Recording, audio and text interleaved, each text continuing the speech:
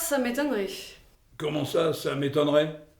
Oh que oui, monsieur l'empereur, que ça m'étonnerait beaucoup que vous ayez pu en être. Tout de même, le 13 août 1961, moi, mademoiselle Volga, il y a que je le sais beaucoup mieux que vous, j'étais. C'est-à-dire dans les rues de Berlin. Cependant, on le dirait que vous le savez beaucoup moins bien que moi. Parce que... Parce que je le sais, voilà tout. Et moi, je vous le dis que vous ne savez rien du tout. Bien entendu que si. Et pourtant, moi, le 13 août 1961, dame que j'y étais. J'en doute, oh oui que j'en doute. Et pourtant encore, aller voir débouler les chars russes, j'en ai eu et j'en ai encore la haine au cœur. Et puis c'est déjà qu'on les montait à toute vitesse, et sous mes yeux, ces odieux parpaings du mur de la honte. À parler de honte à propos de ce mur, permettez-moi de vous le dire que c'est une opinion qui n'engage que vous, monsieur l'empereur. Oh oh, en ce moment, parlerai-je donc à une petite communiste? Qui sait? Eh bien, voilà qui me désespère un peu. Sachez-le, ma chère Olga Volga. Pas tant que moi, quand moi je suis à savoir tout ce que je sais sur vous. Tiens donc. Oui, tiens donc. Parce que, monsieur l'empereur... Ah ça, à cet instant, que voulez-vous donc nous insinuer, mademoiselle Volga? Tout simplement que vous, devant ce mur que nous étions hélas obligés de construire en effet en toute hâte afin de nous défendre contre le fascisme international, vous n'y étiez pas. Eh bien, sur ce point, vous vous trompez totalement, ma chère enfant. Et puis, à la fin des fins, comment vous pourriez le savoir, si j'y étais ou si j'y étais pas, devant ce fichu mur? Parce qu'il y a que j'ai mes sources. Et qui serait? Je vous laisse deviner, monsieur l'empereur. C'est que, mademoiselle Volga, voyez-vous que c'est au moins depuis les calendes grecques que j'ai passé l'âge de jouer aux devinettes. Alors c'est sur le champ que vous allez me le dire de qui vous tenez une pareille sottise, que je ne l'aurais pas vu de mes yeux vu, l'arrivée des chars soviétiques dans ce Berlin du 13 août 61. Oui, c'est maintenant qu'il faut répondre à ma question. Moi, je vais seulement vous le répondre que je le sais de quelqu'un. Seigneur Dieu. En ce moment et quand je vous écoute, que vous le savez être d'irritante, mademoiselle Volga. En vérité, je ne le suis pas moins que vous.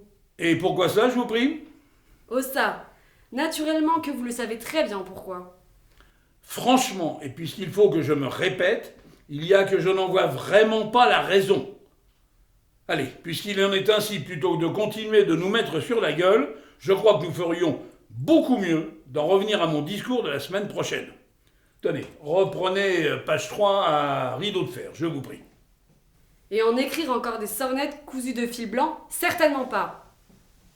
En vérité, En vérité, Alexanderplatz, un hôtel. ce qui veut dire quoi, ça, Alexanderplatz, un hôtel? Ce que cela veut dire. Décidément, comme je le sens, que vous voulez me rendre chèvre, ma petite mademoiselle Olga Volga. Oh, si vous me dites ça, monsieur l'empereur, c'est seulement parce que j'y fouille et refouille dans vos petits secrets, n'est-ce pas? Qui serait? Alexanderplatz, un hôtel.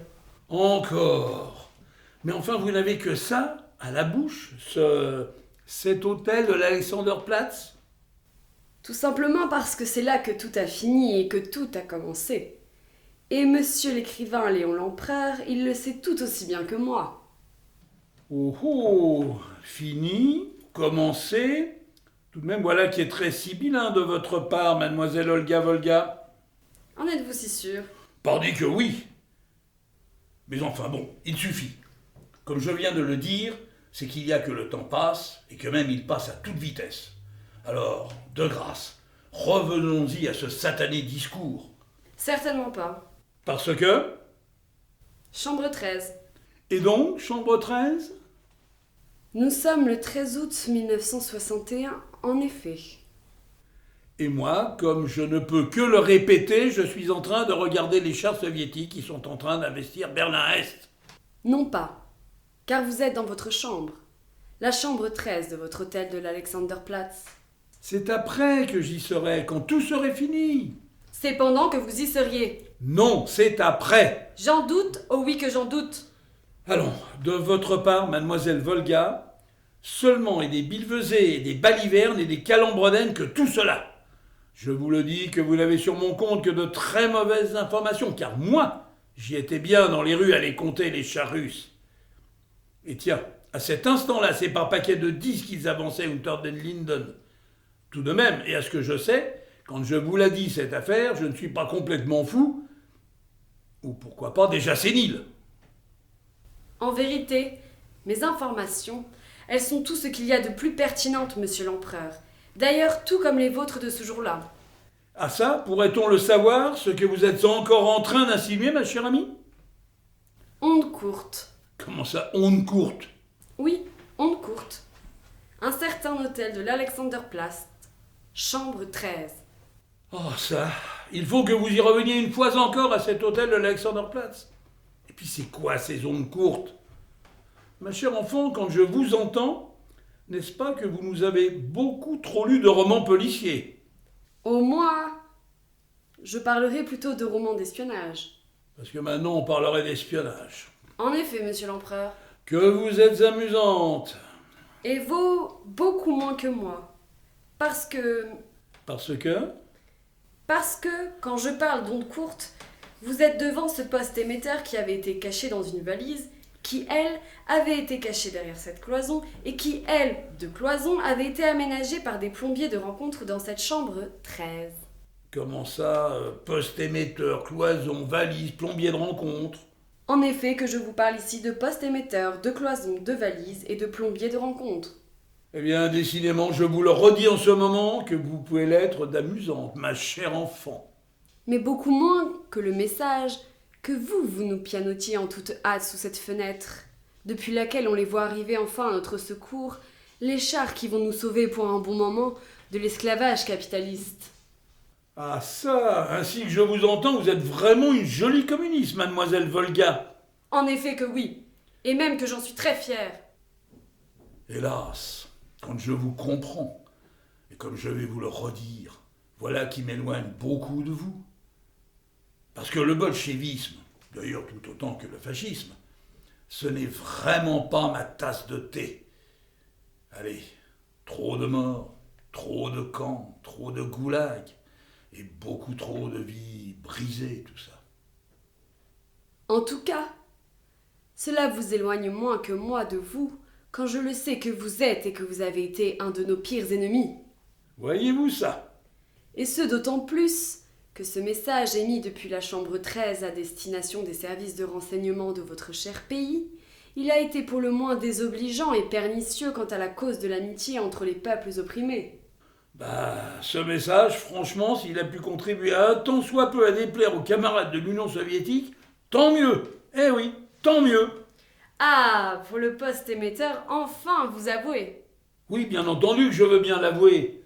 Cependant, il n'empêche que ce jour-là, j'y étais bel et bien Unter den Linden et d'ailleurs aussi dans toutes les autres rues de Berlin. Fort bien.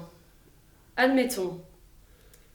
Toujours est-il que les murs, ils ont parfois des oreilles. En ce temps-là, tu parles qu'il n'y avait pas grand monde pour en douter. Et que l'on vous surveillait d'ailleurs de très près. Encore, en ces temps-là, pardi que je le savais aussi. Et que votre message, il est intercepté par les camarades, nos camarades. Oh ça, Gestapo, Stasi, KGB, même combat, en effet. Tout de même, quand je vous entends, franchement, monsieur l'empereur, comment pouvez-vous oser nous faire un pareil scandaleux amalgame? Sans doute, comme je viens de déjà vous le dire, Olga Volga, en raison des millions de morts que tout cela nous a fait. Il est vrai que tout un charnier de 60 millions de morts, ce n'est pas vraiment rien. En tout cas, ce message, il nous aura beaucoup déplu. D'où les Volgas? Et les camarades Vopo qui le cernent votre hôtel. Oui, en effet. Ma foi, il est vrai que cela n'a pas traîné. Et tiens, espion à la solde de l'impérialisme et ennemi de la classe ouvrière, monsieur l'empereur, pardi que vous la méritiez entièrement votre prompte arrestation, tout comme de nous faire un petit tour à Berlin-Lichtenberg. Ça, c'est sûr. Mais enfin... Au risque de vous décevoir, ma très chère vindicative passionnariat que vous savez être, Je trouve que vos amis les camarades, ils auront plutôt été courtois avec moi. Et moi, quand je vous entends, c'est déjà que je le regrette. Tiens donc, vous le regrettez. Tout de même, et maintenant que vous m'avez jeté ça à la figure, et aussi tout le reste de votre pernicieuse diatribe, pourrais-je enfin la connaître, la raison de cette constante et lourde animosité qui est la vôtre, ma très chère enfant? Oh ça! Vous feriez mieux de parler de haine, monsieur l'empereur. Voyez-vous ça? C'est de la haine, mademoiselle Volga, que vous auriez donc à mon égard. Pourtant moi, et à ce que je sais, ma chère amie, c'est de votre vie que je ne vous ai jamais rien fait de mal. Qu'en savez-vous? Ce que j'en sais. Eh bien alors, je vais vous rafraîchir la mémoire, et plutôt 2 fois qu'une. À propos de quoi, par exemple? Que vous lui avez demandé de le jeter par la fenêtre, ce fichu poste de radio de tout à l'heure, et plus exactement dans cette benne à ordures qui, par une chance inouïe, passait par là. Parce que j'aurais demandé à quelqu'un de faire ça. Et ici, vous feriez mieux de me le dire que ce quelqu'un, c'était une quelqu'une. Seigneur Dieu, décidément. C'est que vous en savez tout comme une infinité de choses, mademoiselle Volga. Eh oui, en effet que je sais beaucoup de choses sur vous, monsieur l'empereur. Et croyez-moi qu'elles ne me sont pas toutes de très agréables quand je me les ressasse encore et encore depuis tant et trop d'années. Oh oh, quand je vous entends, mademoiselle Volga, eh bien, quel ressentiment que c'est en effet que le vôtre. Et il est plus que justifié, croyez-moi. Toutefois, Toutefois, tout de même, et en de telles circonstances, je vous le demande, qu'auriez-vous donc fait à ma place, mademoiselle Volga? Si ce n'est vite fait, bien fait, de le faire passer par la fenêtre, ce poste de radio. en tout cas, tout ce que je sais, c'est que moi, je ne l'aurais pas compromise. Jamais. Comment ça, compromise? Bien entendu que vous la compromettiez, la femme qui était ce jour-là avec vous dans cette chambre 13. Allons, vous le savez tout aussi bien que moi. Et même Et donc, où voulez-vous donc en venir, ma chère enfant? que dans cette chambre 13, aux yeux des chers camarades, vous aviez désormais auprès de vous tout comme une complice. Une complice? Certainement pas. Parce que la femme avec qui j'étais ce soir-là, au demeurant, une beauté à nulle autre pareille, et aussi une fervente communiste, elle n'était absolument pas au courant de mes activités autres que littéraires. D'ailleurs, et vous devez le savoir tout aussi bien que moi, cet après-midi-là, vos amis, les suppôts de la Stasi, ils se sont bien gardés de l'embarquer avec moi. C'est ce que vous croyez. À juste titre, quand, pour finir, elle y resterait dans notre chambre totalement libre de toute menace. Foutaise! Et pourtant, c'est la seule vérité que je me connaisse. Oui, foutaise encore. Nos chers camarades de Berlin-Lichtenberg, ils finiraient par l'embarquer elle aussi dans les 2 ou 3 jours qui seraient à suivre à votre arrestation. C'est alors que, tandis que vous passiez à l'ouest sans qu'à vous on ne vous ait causé un premier désagrément, d'ailleurs, allez savoir pourquoi, la malheureuse femme dont je viens de vous parler, il a fallu qu'elle y entrât dans le bureau du Herr Kommissar Friedrich Müller. Ouh, moi, quand je vous entends, mademoiselle Volga, c'est déjà que je crains le pire. Et ce, à juste titre, quand c'est en effet ce qu'elle va subir, le pire. Ce qui veut dire qu'on l'interroge et qu'on la rudoie, cette chère femme. C'est bien cela, ma chère amie, que vous êtes. Oui, Qu'on la frappe, n'est-ce pas? oui, Et hélas, on finit par la torturer. C'est bien ce que je me dois aussi de comprendre. oui encore. Et tout cela, on ne le doit qu'à vous qui lui avez demandé de la jeter par la fenêtre, cette saloperie de poste-émetteur dans cette connerie de benne à ordures. C'est bien pourquoi vous pouvez le comprendre, qu'on ne vous parle plus ici comme d'un ressentiment, mais d'une inexpiable haine. Ou ça, en effet, je le comprends très bien. Mais dites-moi, mademoiselle Volga, cette femme dont nous parlons et qui, de toute évidence, est si proche de vous, Ah ça, le savez-vous ce qu'il lui a fait subir pour finir le commissaire Müller? Tout ça à cause de vous. à vrai dire, à cet instant, je ne suis pas très certain que j'ai vraiment envie de le savoir. La torture par la soif. Voilà ce qu'elle a dû subir, elle, qui, en ce temps-là, était un des meilleurs éléments de nos jeunesses communistes. Ne me dites pas, ma belle amie, que notre amie, elle a eu droit aux mêmes tournées de hareng que celles de nos ignobles amis gestapistes de la rue des Saussets. Bien entendu que si. Eh bien, Seigneur Dieu, quelle pauvre femme. Oui, en effet. Quelle pauvre femme quand on l'a d'abord laissée mourir de soif, et puis qu'après, on les lui a servi ces maudits harengs afin de les tromper, et sa faim et sa soif. Et tout ça pour avouer quoi? Je vous le demande, monsieur l'empereur. Absolument rien que je vais vous le répondre. Absolument rien. Parce que bien entendu que nous le savons, vous et moi, qu'il n'y avait rien à avouer. Non, c'est tout qu'elle a avoué. C'est-à-dire naturellement que des sottises et que des fraudaines et que des sornettes. Bien entendu que oui, quand elle l'avait été de toujours, la fierté des camarades. Et nous revoilà bientôt, n'est-ce pas, avec un de ces procès de Moscou à la mort moelle-neu, où les 10 chers camarades, ils s'entre-dévorent à qui mieux. En effet. Et hélas, c'est très injuste et plus encore très cruellement, elle ne les aura dû qu'à vous, monsieur l'empereur. Oui, qu'à vous. Qu'à vous qui nous les jouiez alors les facétieux colonels Moutarde, tout en la dédicaçant votre en effet si remarquable et si subtile littérature. Celle qui va vous valoir, paraît-il, le grand prix de l'Académie française. Pourtant, Quoi? puisque vous savez tout sur tout, vous devez aussi le savoir, chère Olga Volga, qu'à ce moment-là, j'ai fait tout ce que je pouvais pour la convaincre, cette chère femme, de passer à l'ouest, et ce pendant qu'il en était encore temps. Vraiment? Vous lui auriez vraiment proposé de passer à l'ouest? Mais oui, et je peux vous le jurer. Que vous lui ayez proposé de fuir à l'ouest, voilà bien une chose qu'elle ne m'a jamais racontée. Et pourtant, tout était prêt, organisé et même minuté. Cependant, à cet instant, me la dites-vous vraiment la vraie vérité, monsieur l'empereur? Bien entendu que oui.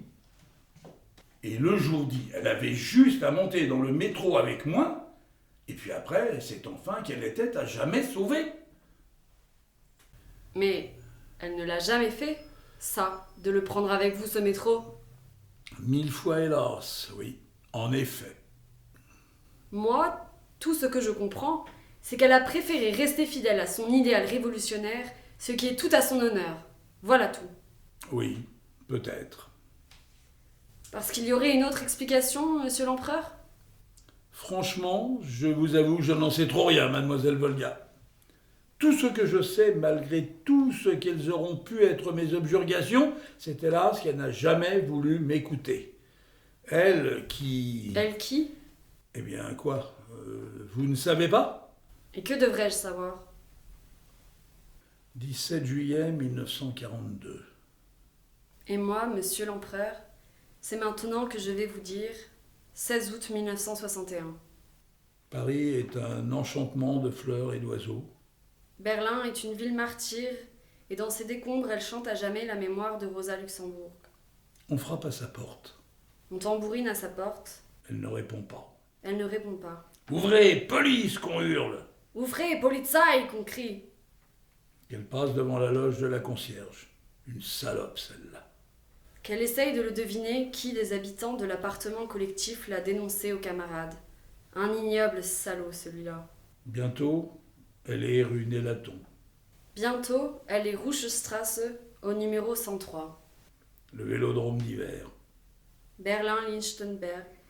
Elle qui croyait être née sous une bonne étoile. Elle qui était une fervente communiste. La voilà qui couche à la belle étoile. La voilà qui dort dans une cave sordide. 12 ans qu'elle avait. 33 ans qu'elle avait. Bientôt, sans autre forme de procès, elle est transférée à Drancy, tout près de Paris. Bientôt, pour son procès, elle est transférée à la Loubianka, à Moscou, dans Moscou. Et puis, un certain petit matin, escarbise et staccato tremble cette machine qui suinte de jappements graissés de vapeur. Lui, le crasseux cheminot, c'est depuis minuit qu'il s'échine sur ce foyer, ricanant d'éclatante fureur et de rouge drôlin. Et puis, un certain petit matin, sous une crasse de neige, un train attend le départ. Cliquette sa locomotive de 1000 clapets maculés de glaçons, et lui, ce chauffeur, tout gelé qu'il est sur son siège, il crie qu'il se fait tard et que c'est dans l'heure qu'il faut qu'on s'active, sinon que son brave foyer il va manquer de charbon. Des chiens qui crèvent de faim, tudieux et rotudieux que c'est fait pour, voilà qu'ils tirent sur leur laisse et qu'ils aboient à qui mieux. Tous très excités qu'ils le sont par ces volées de gourdins, on porte avec amour sur cette hallucinante détresse qui goinfre à l'infini des wagons, qui par un fait exprès sont tous des wagons, du premier au dernier, très décatis et très miteux. Pendant ce temps, ici, un officier rigolard, lui, il scande avec une badine la joue de sa botte inondée de cirage. Pendant ce temps-là, comme un soudard, lui, il nous passe au knout les échines qui sont assez sottes pour braver ses bavardages. Tandis qu'il y a ici du bétail de sous-hommes, de sous-femmes et de sous-enfants qu'on vous pousse en avant à coups de nerfs de bœuf, assénés à tour de bras par 1 million de gardes. Et tandis que là, il y a des femmes, des hommes, des gens très intelligents, qu'on vous traite comme des adversaires de classe, et qui tous pourtant étaient hier nos excellents camarades. Tout à coup, un coup de sifflet. Oui, un coup de sifflet. Panache de fumée que cela fait. Et puis il faut que les roues de la Pacifique 231, Elles patinent un très court instant, tout comme des crécelles d'enfants, ou de Pourim. oui, c'est cela, de Pourim en effet. Lui, ce dernier cadenas que l'on ferme en toute hâte, Elle, cette chaîne que l'on retend in extremis, et c'est maintenant que les schlags vert de gris, et que les matraques rouges, elles vont aller se rincer la dalle. tout en vociférant, Des chansons paillardes, qui tiennent toutes leurs promesses. quand elles sont toutes à mourir de rire, en effet.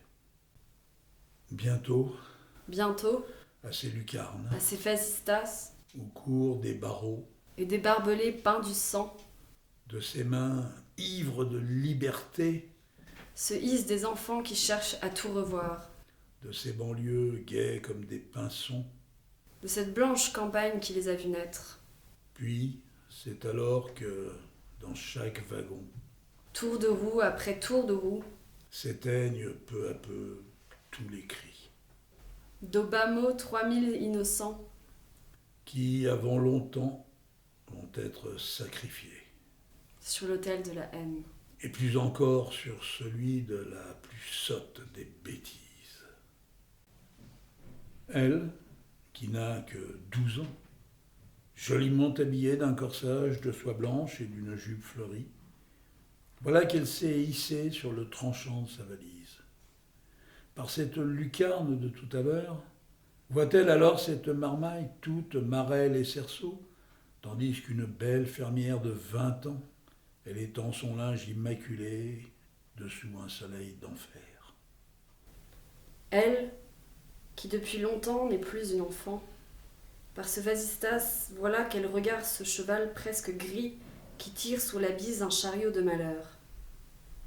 De la neige jusqu'à la taille, l'animal tire-t-il son fardeau sans rien pouvoir faire d'autre que de culer encore et encore dessus cette formidable congère. Bientôt, très jolie qu'elle est, elle s'amuse de ce chat qui nous fait l'amant où coursent les petits corbeaux. Et bientôt, très belle qu'elle est, elle se distrait de cet éclat de ce pur firmament aux étoiles bientôt. Tout à coup, il faut qu'on s'arrête. Oui, en effet, on s'arrête. Où ça? On ne le sait pas. Et pourquoi cela? Nuit et brouillard, sans doute. Alors, et très vite, voilà qu'un petit chien, pas même belliqueux, mais un petit peu tout fou, il vient nous boire à cette flaque nourrie d'un récent orage. C'est Crassus qu'il se nomme. Et que lui, celui-ci de petit chien qui lui se nomme Barzeuil, c'est tout joyeux qu'il est de cet os énorme qu'il te ronge. Notre cher Crassus, on le voit très bien qu'il frétille de la queue, tout amusé qu'il est de ce drap, qui claque tout comme un drapeau, tout dessus son clair breuvage. Lui, notre brave Barzoï, on le voit qu'il défend bec et ongle son os énorme car il croit, mais en vérité très à tort, que cet espiègle enfant il veut le lui reprendre. Et puis voilà que Crassus, enfin désaltéré qu'il est, il pourrait courir l'infini de ce champ où paît un très vieux cheval. Et que notre Barzoï, il pourrait se vautrer comme à son habitude et pour des heures sur cette carpette qui est en peau d'ours et qui est devant la douce et chaude et grande cheminée du garde-barrière. Mais voilà que leurs flair, à tous deux, ils sont envoûtés par ces affriolantes fumées. Qui pourrait bien venir de certaines belles amies de leur clan. Allez, brave Crassus, Allez, brave Barzoï, qui en effet nous vont sus. sur cette ronde roue étincelante de soleil et de ces merveilles de gouttes qu'ils te foutent. C'est aussi qu'ils sont déçus, nous amusants matins. Et pourquoi cela? Est-ce que je le sais, moi qui vous raconte l'affaire? Oui, quand cela lui a déplu à Barzoï, le petit chien, Oui, quand cela lui a déplu à Crassus, le petit chien, que leur museau, il lappe ce qui ruisselait sur la voie. de beaucoup trop humain pour leur flair. Et puis, ici et tout à coup, il le faut qu'au loin, crissante et guingois, on la pousse, cette carriole, sur le biton du quai. À chaque tour de roue, c'est qu'une vieille femme, et même une très vieille femme, elle rejoint ce petit réduit sans toit où pend une camisole à la lumière de ce quinquet. À ce robinet de laiton, cette admirable créature du Seigneur, elle fourbit déjà ce tuyau dont usent les pompiers. Et bientôt, vers ce wagon, porte-t-elle cette flamme qui n'est que de l'eau désaltérant enfin se déporter. Thaddeus, où vas-tu? Tout à coup, qu'elle crie la polonaise à ce chauffeur qui tue le temps en sifflant après le roquet Crassus. Thaddeus, où vas-tu? Tout à coup qu'elle crie la babouchka à ce mécanicien qui tue le temps en sifflant après le roquet Barzoï. Terminus, Treblinka, qui répond. Terminus, Colima qui répond. Connais pas qu'elle répond la polonaise. Connais pas à quelle elle répond la babouchka. Eh ben, tiens, forcément. Nuit et brouillard. Le matin suivant le matin suivant le matin. À gauche, à droite, lui qui dit le fouet. Le matin suivant le matin suivant le matin. Avancez! Lui qui gueule le gnout. Toi, tu vis, toi, tu meurs. Qu'il ne l'a pas dit, le rogue officier. Toi, baisse les yeux! Qu'il ne l'a pas dit, le cynique commissaire politique. Eh ben oui, à quoi bon parler en effet quand c'est juste qu'il faut... Un tout petit minuscule chouïa de terreur, afin qu'il soit doux et tranquille le bétail qu'il te faut peu à peu repousser. Vers la nuit et vers le brouillard. Ce jour-là, corsage de soie et jupe fleurie, la belle enfance et 12 ans qu'elle a, et elle est, et je le sais très bien, Olga, que je vous l'ai déjà dit, jolie comme un cœur. Ce soir-là, l'ardente communiste, c'est 33 ans qu'elle a, et elle est belle comme il n'est pas permis de l'être. Et ça, je le sais très bien, monsieur l'empereur, que je vous l'ai déjà dit. Comme lui, le tri entre les utiles et les inutiles, il en a pris du retard, et même que c'est beaucoup qu'il en a pris du retard, la gentille et patiente enfant, elle s'est rassise sur sa valise. Ainsi qu'elle joue de son violon, Mozart sans doute. Tout à l'heure, l'officier de tout à l'heure, qui, allez savoir pourquoi, se croit depuis toujours un mélomane, allez savoir pourquoi, il va l'épargner. Comme on passe devant la maison des gardes, quant à elle, l'ardente communiste, il faut qu'on la remarque. Ce sont même tous les gardes qui la remarquent. Et c'est tous qu'ils vont la prendre pour toujours en pitié. Alors, pendant des mois, la belle enfant jouera-t-elle du violon, pour le bon plaisir de ces messieurs les tueurs. Tout comme pendant des mois, cette sublime femme, elle jouera du Tchaïkovski pour ses amis, les ex-prisonniers de la toundra.